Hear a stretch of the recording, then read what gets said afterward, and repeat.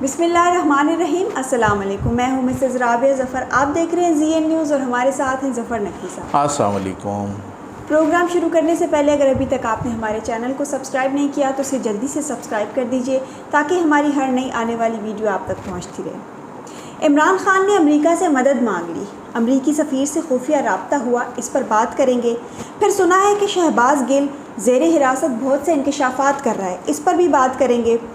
फिर जनरल सज्जाद गनी को चेयरमैन वापडा बना दिया गया है, ये कौन साहब हैं, इस पर भी बात करेंगे। लेकिन इन सब पर आने से पहले मैं आपको एक 30 सेकंड की वीडियो क्लिप सुनवाती हूँ और ये भी बताती चलूँ कि ये वीडियो सुनने के बाद आप सब ज़रूर इस्तग़फ़ार पढ़ेंगे। मेरे भाइयों, वैसे तो दुनिया से दो जहां के सरदार जनाब मोहम्मद मुस्तफ़ा सल्लल्लाहु अलैहि वसल्लम चले गए, कायनात का निज़ाम तब भी चलता रहा। लेकिन याद रखो, जिस दिन दुनिया से ये अजीम लीडर चला जाएगा, सिर्फ ये नहीं कि इनकी जगह कोई दूसरा लीडर इस तरह नहीं, बल्कि हम सब की पहचान ही खत्म हो जाएगी। अब आप अंदाज़ा कहाँ का क्लिप है? ये कोई PTI का फंक्शन हो रहा है और इस पीछे बाकायदा वो सारे बैनर और सब कुछ लगा हुआ है, ठीक है, आप देख रहे हैं। मतलब हालत ये है कि वो कहते हैं वैसे तो कायनात से, दुनिया से हजूर मकबूल सल्लल्लाहु अलैहि वसल्लम भी चले गए, ठीक है, लेकिन कायनात का निज़ाम चलता रहा। लेकिन याद रखो, जिस दिन दुनिया से ये अजीम लीडर चला गया, उस दिन ना ये कि इस तरह का कोई लीडर नहीं आएगा, बल्कि हम सब अपनी पहचान भी खो जाएंगे। ये किस तरफ जा रहे हैं?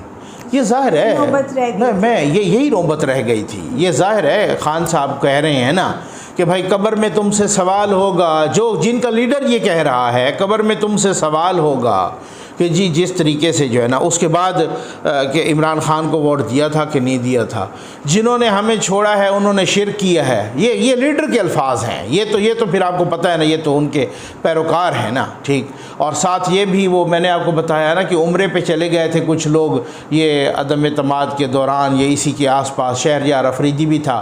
खान साहब ने कहा था नादा गिर गया सजदे में जब वक्त क़याम आया, ये कोई उम्रे का वक्त था, ठीक। तो इस तरह की बातें करते हैं बहुत सारे। मस्जिद नबवी में किस तरह की तौहीन की गई। मेरा ख्याल है आजकल जो अताब आया हुआ है ना PTI पर, ये सिर्फ इस वजह से कि उन्होंने ये हदें फलांगी, उनको किसी ने कुछ नहीं कहा। अब ये हद जब फलांगी ना कंट्रोल टावर वाली, फिर उसके बाद कहा क्या हो जी आप वो पकड़ लिया है। ये आप अंदाज़ा कीजिए, अल्लाह माफ़ करे, जहाँ इस तरह की थिंकिंग डेवलप हो चुकी हो, वहाँ पे फिर उसके बाद कोई गुंजाइश तो नहीं बाकी रह जाती। आप आएँ अपने मेन टॉपिक। अच्छा, ये खबरें रिपोर्ट हुई, मीडिया पे भी बहुत से चैनल्स पर भी चली कि इमरान खान ने अमरीकी सफ़ीर से मदद मांग ली, क्या वाकई है सर? जी, इस वजह से मैं आपको इसका ज़रा बैकग्राउंड बता दूँ। बात ये है, अमरीकी सफ़ीर जो है ना गए थे, ये जो डोनाल्ड ब्लूम जो पाकिस्तान में अमेरिका के सफ़ीर हैं, वो चंद रोज़ पहले गए खैबर पख्तूनख्वा में, जहाँ पे इमरान खान की हुकूमत है, वहाँ वज़ीर आला के साथ भी मिले। सब ने देखा, हमने भी दिखाया कि किस तरीके से उसका इस्तकबाल किया गया रेड कारपेट से, हैं जी। और उसके बाद वो तैमूर झगड़ा साहब से भी मिले जो इनके वज़ीर सेहत हैं। उन्होंने को 36 गाड़ियाँ भी दी अमेरिका ने खान साहब की हुकूमत को कि जी लो, ये हमारी तरफ से तोहफ़ा है खैबर पख्तूनख्वा की वज़ारत सेहत के लिए। वो 36 गाड़ियाँ भी बड़ी छलांगे मार मार के लीं। ये नहीं कहा कि आप लोगों ने तो हमसे ये हमारे ख़िलाफ़ इस तरह की साजिश की है तो हम तो गाड़ियाँ शाड़ियाँ आपसे नहीं लेते, लेकिन गाड़ी मीठा मीठा हड़प होना है ना, ठीक है ना, कड़वा कड़वा तो वो ना, और वो साजिश और वो सारा वो तो ड्रामा करना है ना लोगों के सामने। अच्छा, फिर उसके बाद अब जो इंकशाफात आ रहे हैं वो ये हैं कि जी बात ये है कि वज़ीर आला साहब, यानी खैबर पख्तूनख्वा के वज़ीर आला महमूद ख़ान साहब, वो डोनाल्ड ब्लूम को पकड़ के ले गए अकेले साइड रूम में, और वहाँ से इमरान खान साहब के साथ उन्होंने पूरे 25 मिनट की वीडियो कॉल पे बात करवाई। 25 मिनट की वीडियो कॉल पे हैं, 25 मिनट की वीडियो कॉल पे बात हुई और उसमें ये अब बातें सामने आ रही हैं कि खान साहब ने बहुत सारी बातें की और डोनाल्ड ब्लूम ने भी कहा और ये सारा कुछ ये चीज़ें हुई और खान साहब ने उनसे मदद मांगी है कि भाई मैं तो बिल्कुल ही मरने लगा हूँ, मेरी सियासत ही ख़त्म होने लगी है, तो ये आप मेरी मदद फरमाएं और ये आप जो है ना ये वो लोग हैं जो अमेरिका की साजिश के नारे लगा रहे हैं, बाहर यूथियों को बेवकूफ़ बना रहे हैं। फॉरेन फंडिंग के हवाले से कहा है ना, उसी से तो शिकंजा कसा जा रहा है ना, भाई ये मेरी नाअहली और ये वो सारा कुछ और इस तरीके से। अब आप अंदाज़ा तो कीजिए ये इनकी कुल औकात है, ये इनका टोटल जो है ना पूरा बहादुरी है, ये सबके सामने आई है। इस पर इमरान खान साहब को इसकी तस्दीक या तरदीद तो करनी चाहिए। मेरा ख्याल है खान साहब तस्दीक या तरदीद गालिबा नहीं करेंगे। वो शीरी मदारी का एक ट्वीट आया है कि ये जी वो गलत बात है और ये हुकूमत की साजिश है और इस तरीके से शीरी मदारी। मुझे याद आ रहा है, मैं आपके व्यूअर्स के लिए ना एक बड़ी दिलचस्प कहानी बताता जाऊं। खान साहब गए थे, आपको याद होगा, दिसंबर 2015 में इंडिया में मोदी जी को मिलने के लिए, ठीक है। ये अभी तक खान साहब वज़ीर आज़म नहीं बने थे। पहले तो वो इतने खुश हुए, इतने खुश फूले नहीं समा रहे थे कि जी मैं मोदी साहब से मिलने के लिए जा रहा हूँ, कि एयरपोर्ट पे उन्होंने एक पुट्ठा बयान दे दिया कि पाकिस्तान और इंडिया को एक जाइंट न्यूक्लियर प्लांट लगाना चाहिए अपनी सरहद पर। ठीक, इस पे बड़ा शोर उठा, भाई यार ये आपने बयान कैसे दे दी। लेकिन खान साहब उस वक्त आपको पता है बड़ा लाडले थे, बहुत ज़्यादा किस के लाडले थे पता नहीं, पूरी इस्टेब्लिशमेंट, पूरे कंट्रोल टावर के। वो बयान आया गया वहाँ जब गए ना तो मुलाकात हुई। शीरी मदारी, गालिबा शीरी मदारी, अगर मैं भूल नहीं रहा तो शीरी मदारी साहब आई थी कि जिन्होंने खुशहाली में और ये इस तरीके से खुशफहमी में और उसी तरीके की छलांगे लगा के उन्होंने कहा जी खान साहब की मुलाकात हुई है मोदी की ख्वाहिश पर। यानी मोदी साहब मरे जा रहे थे, शीरी मदारी साहबा के मुताबिक, कि मोदी जी मरे जा रहे थे कि खान साहब से मैंने मुलाकात करनी है। वो अगले ही लम्हे चंद घंटों में मोदी साहब के स्पोक्स पर्सन ने कह दिया कि भाई हम नहीं मरे जा रहे थे, ये खान साहब की रिक्वेस्ट पे ही मोदी साहब से मुलाकात हुई है, मोदी साहब को ज़रूरत नहीं थी, उनके स्पोक्स पर्सन ने कह दिया। अब आप अंदाज़ा कीजिए अगर कल को यही डोनाल्ड ब्लूम फिर कह दे कि जी मुलाकात मेरी तो खान साहब से बात कराई गई थी और लोग बता रहे हैं बहुत सारे ज़राए कि जूम पे बात करवाई गई है और वीडियो कॉल पे बात कराई गई है, ये तो इसी तरह के लोग आज नहीं तो कल नहीं तो परसों ये सारे के सारे जो है ना इस तरीके की बात करते हैं। और वो कहते हैं अगर वो सफ़ीर बता दे अमेरिका का जो पाकिस्तान में है तो फिर इनके मुंह में क्या रह जाएगा। आज की बात है, मैं देख रहा था परवेज़ इलाही साहब से उस बंदे ने मुलाकात की है, पता नहीं विलियम के उनका इस तरह का कोई नाम है, वो अमेरिका का यहाँ पे कौंसलर जनरल है। उन पे खान साहब इल्ज़ाम लगाते रहे भाई ये MNAs को भी, हमारे MNAs को भी बुलाते रहे रिजीम चेंज के लिए, कुछ सहाफ़ियों को बुलाते रहे इसे। आज वो परवेज़ इलाही से मिल रहे थे, मुलाकात कर रहे थे, मैं देख रहा था उनकी फुटेज आ रही थी। माशाल्लाह खान साहब आप जिन पे इल्ज़ाम लगा रहे हैं वो उनके अपने बंदों से आप मिल रहे हैं, ठीक है ना। तो ये दिखाने, हाथी के दांत खाने के और दिखाने के और, जलसों में खड़े हो के आप बड़े बड़े भड़के मारते हैं और यहाँ फिर आप बिल्कुल लेट जाते हैं, बस यही सूरत। अच्छा, गुज़िश्ता दिनों इमरान खान साहब पर इल्ज़ाम लगाया गया कि उन्होंने नवाज शरीफ साहब के पास भी एक शख्स को भेजा माफ़ी तलाफ़ी के लिए। अच्छा, ये इल्ज़ाम, हाँ ये वो इल्ज़ाम नहीं था बल्कि इंकशाफ था। एक अब्दुल्ला तारिक सुहेल साहब हैं, उन्होंने कॉलम लिखा और उन्होंने कहा कि एक लाहौर की कोई रिटायर्ड पर्सनैलिटी है, कोई बड़ी पर्सनैलिटी होगी, और वो गई और इमरान खान साहब की तरफ से वो बंदा गया और नवाज शरीफ साहब को मिन्नत तरला किया कि जी छड़ो जी मियाँ साहब बस माफ़ करो, ठीक है। वो चौधरी शुजात साहब नहीं कहते रहते कि छड़ो जी रेत पाओ, ठीक है ना, मिट्टी पाओ, ठीक है ना जी, हाँ मिट्टी पाओ। अब मियाँ साहब ने तो मिट्टी पानी नहीं थी क्योंकि अब वो पता कि अभी तो ऊँट आया है पहाड़ के नीचे, ठीक है ना। तो अब खान साहब की उधर भी कोई तरदीद नहीं आई उस बात की, न तस्दीक न तरदीद। क्यों नहीं आई? इस वजह से कि मेरी इतलात के मुताबिक उसकी वो बाकायदा सबूत, कोई प्रूफ, कोई रिकॉर्डिंग, कोई होता है ना बहुत सारी चीज़ें। ये बंदा आया और ये इस तरीके से गया, तो खान साहब दिखाने के दांत और खाने के और होते हैं, यूथियों को एवं ही चवल बनाते रहते हैं। तो बहुत सख्त मौक़िफ़ रखते हैं कि मैं चोरों के साथ, हाँ बिल्कुल मैं चोरों के साथ नहीं बैठूंगा। और मैं, अच्छा जिनको वो कहते हैं ना जरदारी पाकिस्तान की या सिंध की सबसे बड़ी बीमारी, उनके साथ वो पहले ही बैठ चुके हैं। सेनेट का जब इलेक्शन हो रहा था तो ये उनके डिप्टी चेयरमैन को अपना इमरान खान साहब के बंदों ने वोट दिया था, उन्होंने सादिक संजरानी को दिया था। तो ये बात ये है, खान साहब खाने के और दिखाने के और हमेशा इसी तरह की पॉलिसी रखते हैं। अच्छा, सुना है शहबाज गिल ज़ेर हिरासत बड़ों के नाम ले रहे हैं। जी हाँ तो बिल्कुल। इतना मामला इतना संगीन है कि अब सुनने में आ रहा है कि ये भी हो सकता है कि इनका केस मिलिट्री कोर्ट में चलेगा। बिल्कुल, ये बिल्कुल आर्मी के अंदर ये जो है ना GHQ के अंदर इस तरह की है थिंकिंग है, और नाम वो इस वजह से बता रहे हैं। मैं आपको बताऊं, शहबाज गिल बेचारे को कोई पीछे रोटी देने वाला नहीं रह गया, कोई कपड़े नहीं पहुंचा रहा, ठीक। अच्छा, उनको वो हामिद मीर साहब बता रहे थे और बाकी भी ज़राए से मैंने कंफर्म किया, उनको वो दिखाया गया वो क्लिप जो फवाद चौधरी ने कहा कि हम ये उनका अपना पर्सनल बयान हो सकता है, कोई नहीं है, पार्टी का बयान या मेरा होगा या फ़ारूक हबीब का होगा। वो जनाब मच्छर गए, उन्होंने कहा इनकी ऐसी की तैसी, मैंने पार्टी का बयान दिया और मैंने इमरान खान की मर्ज़ी से दिया है, ठीक है ना।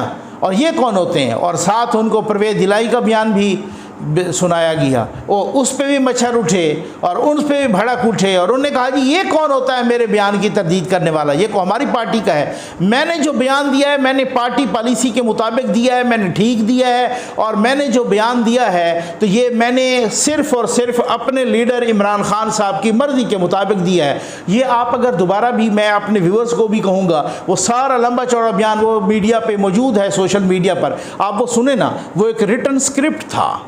शहबाज गिल तो 2 मिनट की 2 जुमले नहीं बोल सकते, कोई ना कोई रंगी गाली दे देते हैं। उसमें वो ऐसे फर तोते की तरह ऐसे रवानी से बोल रहे थे, ऐसे अल्फाज कि जैसे बिल्कुल लिखे हुए, 1 सेकंड के लिए भी नहीं अटके वो, और उनको इंटरप्ट भी किसी ने नहीं किया, पूरा पैगाम सुनाया गया 10-15 मिनट का। वो ऐसे तरीके से बोल रहे थे, बहुत ही जैसे वेल वोवन अल्फाज हों, बुने हुए अल्फाज, बुने हुए जुमले, आप चेक कर लें उसको। और उन्होंने कहा है कि जी अच्छा, वो चुन के नाम बता, मैंने आज ट्वीट भी किया, लोगों ने उसको बड़ा पसंद किया, मैंने कहा ना पूछाओ रोटी उसके पीछे, ना पूछाओ कपड़े, वो भी चुन के नाम बता रहा है कि ये, और अब उसके बाद आप खुद समझदार हैं। इनका केस अब मिलिट्री कोर्ट में चलेगा। हाँ जी, कह रहे हैं कि हो सकता है कि इनका केस, क्योंकि मामला बहुत संगीन है ना। इन्होंने कहा है कि जो मेजर, कर्नल, ब्रिगेडियर तक हैं, ये ऊपर जनरलों के आर्डर ना माने। भाई तनकीद होती रहती है, हम भी तनकीद करते हैं रोज़, ऐसी बात नहीं है। उनके सियासी किरदार पे तनकीद करते हैं, बहुत सारी चीज़ों पे। ये थोड़ी है, कुछ रेड लाइंस होती हैं ना। आप फ़ौज के अंदर बगावत कराना चाह रहे थे, जो हमारा दिफा का ज़ामिन इदारा है, कमाल हो गया यार। और उसके बाद जो है ना, और वो शहबाज गिल को क्या पड़ी है, वो कह रहे हैं मैं इमरान खान के कहने पे मैंने सब कुछ किया था। अच्छा, हमें तो ये मामला वादा माफ गवाह की तरफ जाता लगा। बहुत सारे लोग कह रहे हैं कि हो सकता है कि ये अप्रूवर या वादा माफ गवाह बन जाएं शहबाज गिल साहब, और कहें कि जी हर किसी को अपनी जान प्यारी है ना भाई, उससे अगर बयान दिलवाया गया है तो वो कहेगा भाई मैंने किसके कहने पे दिया। अब उसके पास सबूत भी हैं, और सबूत अभी तक तो उसका जो फ़ोन है वो तो उसके ड्राइवर के पास है, वो अभी तक भी उनको, और उस फ़ोन से बाकायदा इसकी ट्वीट्स आ रही हैं, तो वो इनके पास है जो ट्वीट्स कर रहे हैं। इमरान रियाज गिरफ़्तार होता है तो उसके फ़ोन से ट्वीट्स आती रहती हैं, उसके यूट्यूब से भी वीडियोस चलती रहती हैं। और मैंने प्री प्लान्ड तरीके से जी 5 घंटे मुझे गिरफ़्तार न किया गया, रिहा न किया गया तो मैं ऐसी तैसी फेर दूंगा। वो 5 घंटे वीडियो आएगी, और आज तक नहीं आई। ये वहाँ पे वो टक्कर के लोग हैं ना, तो वो बात यह है कि बड़ी प्री प्लान्ड चीज़ें हैं। मैंने आपसे कहा ना कि गुस्से में हो जाता है, किसी को आप थप्पड़ मारे ना, वो आपको बेतहाशा 2-4 गालियां दे देगा। हो सकता है वो बड़ा शरीफ बंदा हो, लेकिन उसके मुंह से इस तरह की बात, क्योंकि उसको दर्द होगा ना, ये गुस्से में हो जाता है। ये इस तरीके से कोई कर देता है, किसी का कोई मसला हो, किसी को इख्तलाफ हो, लेकिन प्री प्लान्ड तरीके से बैठ के प्लानिंग करना कि इस इदारे को तबाह बर्बाद करना है, ये बड़ी सीरियस सूरत हाल है। और इसी तरह की सूरत हाल अब सामने आ रही है PTI के हवाले से। वापडा के नए चेयरमैन आ गए, जनरल रिटायर्ड सज्जाद गनी, साबिक कोर कमांडर कराची। जी हाँ, बिल्कुल। क्या ये वही साहब तो नहीं है जिन्हें जनरल राहील शरीफ के ज़माने में 2 अरब 80 करोड़ वापस करने का ऑर्डर दिया गया? ये वही साहब हैं, बिल्कुल आपने ठीक कहा है। इनके साथ एक दूसरे वो नवीद जमान साहब थे, वो कोर कमांडर लाहौर थे। उनका ताल्लुक़ बताया जा रहा था उस वक़्त के जनरल कियानी साहब के भाई पता नहीं वो कामरान कियानी या कौन से वो उनके साथ ताल्लुक़ था। असल में जनरल रहील शरीफ साहब के ज़माने में जी को 2016 की बात है, बात आई कि देखें फ़ौज के अंदर भी एहतसाब होता है और बड़ी अच्छा उसको अप्रिशिएट किया गया। तो 100-150 बंदों की लिस्ट जिसमें जवानों से लेकर ऑफिसर्स तक, जहाँ तक कि जर्नलों तक भी, इन दो का भी नाम आया था कि इन्होंने भी बड़ा घपले मारे हैं और बड़ी करप्शन की है। किस में? DHA कराची में और DHA लाहौर में बड़ी अलाटमेंट गलत की हैं और खाया पिया है और इस तरह से माल बड़ा हड़प किया है और हज़म किया है। तो उस वक़्त कहा गया कि जनरल रहील शरीफ साहब ने या इनके इदारे ने इनसे कहा है कि जी आप 2 अरब 80 करोड़ रुपया वापस, ये तो वापस का कह दिया गया, पता नहीं खाया कितना होगा। और उस वक्त ये प्रिंट मीडिया और इलेक्ट्रॉनिक मीडिया दोनों में ये हुआ था। और बिल्कुल आपकी बात ठीक है, पता नहीं वापस भी किया था या नहीं किया था, हमें तो यही पता नहीं है, ठीक है ना। तो उस वक्त ये कहा और बड़ा अप्रिशिएट किया गया इसको कि जी जनरल रहील शरीफ साहब ने, उस वक्त के आर्मी चीफ ने बहुत अच्छा काम किया है और नो डाउट बहुत अच्छा काम। और अगर वही अच्छा काम था तो फिर उस 2 अरब, जिसकी 2 अरब 80 करोड़ रुपए से ज़्यादा की करप्शन सामने आई थी, उसको दोबारा वापडा का चेयरमैन लगा दिया गया और लगाया है जनाब नून लीग की हुकूमत ने। माशाल्लाह, मैं जज़ाकल्लाह कहूँगा ना। अब ऐसी थोड़ी पहले चेयरमैन वापडा भी जनरल मुजम्मिल साहब थे। जी हाँ, ये जनरल को वापडा का चेयरमैन बनाना ज़रूरी है कि मजबूरी है? ये बहुत सारे लोग पूछ रहे हैं, मेरे ख्याल है ये मजबूरी है। ये खान साहब हों, उनकी भी मजबूरी है, इनकी वो हम देख रहे थे पता नहीं को 70-75 करोड़ डॉलर, ये 70-75 करोड़ नहीं जी, करप्शन के इल्जामात हैं और नैब में उसकी कार्रवाई शुरू की हुई है। और कितना को 75 करोड़ डॉलर है, करोड़ 30 लाख डॉलर। क्या बात है, 75 करोड़ 30 लाख डॉलर। भाई फिर से सुने, ये 75 करोड़ रुपए नहीं, 75 करोड़ डॉलर अरबों में होता है। आप खुद कैलकुलेट करते रहें। फिर उनकी करप्शन के चार्जेस हैं। वो खा पी के डकार भी नहीं लिया और खैर से माशाल्लाह वो निकल गए। वही जनरल मुजम्मिल साहब हैं जिन्होंने मुनीस इलाही को और परवेज़ इलाही को और उनको फ़ोन किया था कि आप यहाँ से छोड़ें और सीधा पहुँचे इमरान खान साहब के पास बनीगाला। वो पक्की पकाई देख को छोड़ के बनीगाला पहुँच गया था वहाँ पर। और वो कहते हैं कि बहुत सारे हमारे दोस्त हैं, वो अपने हसन अयूब साहब, वो उन्होंने उस वक़्त कुछ इस तरह का रिपोर्टिंग की थी और कुछ इंटरव्यूज़ भी दिए थे। उन्होंने कहा था कि मुनीस इलाही को बड़ी लालच दी गई थी, ठीक है ना, हाँ, प्रोजेक्ट्स की, कि हम क्योंकि डैम शैम सब कुछ ये इधर होता है ना, पैसा जैसा बड़ा बनता है। इसका मतलब माशाल्लाह। अच्छा, हाँ, मिन फजल रब्बी। रहील शरीफ के ज़माने में साबिक FC commander major general Ejaz Shahid पर भी काफ़ी इल्ज़ामात लगे थे, बहुत सारे, और उनके ख़िलाफ़ कार्रवाई भी हुई थी। जो मीडिया में रिपोर्ट हुआ था उनके ख़िलाफ़ कार्रवाई भी हुई। उसमें आपको एक दिलचस्प स्टोरी सुनाऊँ। ये आपने वो वाक़या वो आपने छेड़ दिया ना इसको ना, आप भी सवाल बड़े चुभते हुए बनाती हैं ना, तो आप उसमें वो आपको मैं कहानी सुनाता हूँ। हुआ ये था कि उस वक्त ना वो FC के, वो उनके ख़िलाफ़ भी करप्शन केस चार्जेस है। Major general Ejaz Shahid FC के वहाँ कमांडर थे कोयटा में, अच्छा बलूचिस्तान में। तो अब उस वक्त ये हुआ था कि एक कर्नल साहब थे और हाँ इसी तरह था, एक कर्नल साहब और एक मेजर साहब, वो फौत हो गए थे। और पता चला कि जी वो उनका कोई फौतगी, उनकी कोई ऑपरेशन या कोई एक्सीडेंट या इस तरह से वो छुपाया गया कि जी वो फौत हो गए, शहीद हो गए।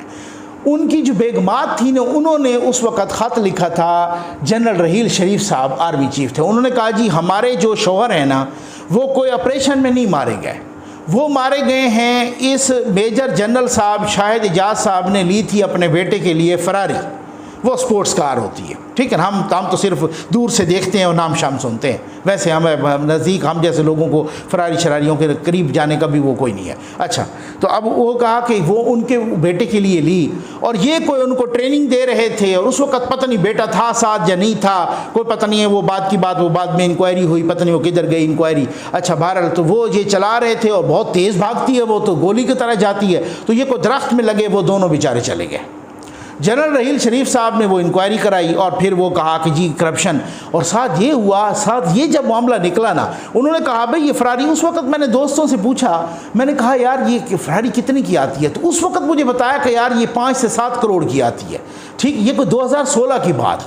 तो आज तो पता नहीं कितने करोड़ उससे डबल हो गया होगा ना, ठीक है ना, कितना कितना अरसा गुजर गया है। बाकी गाड़ियाँ कहाँ चली गई हैं तो वो कि कहाँ पे होगी, ये मेरे व्यूअर्स बहुत अच्छे तरह से जानते हैं, मुझे तो इनके बारे में कोई पता नहीं। तो वो जनाब उनको पता कि ये इतने 5, 7 या 8, 10 करोड़ की फरारी ये एक मेजर जनरल के पास कहाँ से आ गई।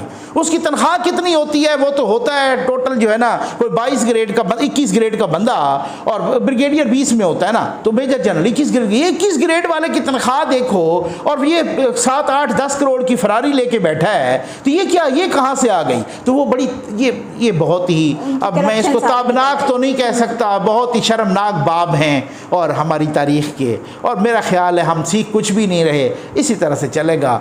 तो बस ये सूरत हाल है। आज के प्रोग्राम में इतना ही। उम्मीद है आपको आज का प्रोग्राम पसंद आया होगा। अपना फीडबैक ज़रूर दीजिएगा। अल्लाह हाफ़िज़।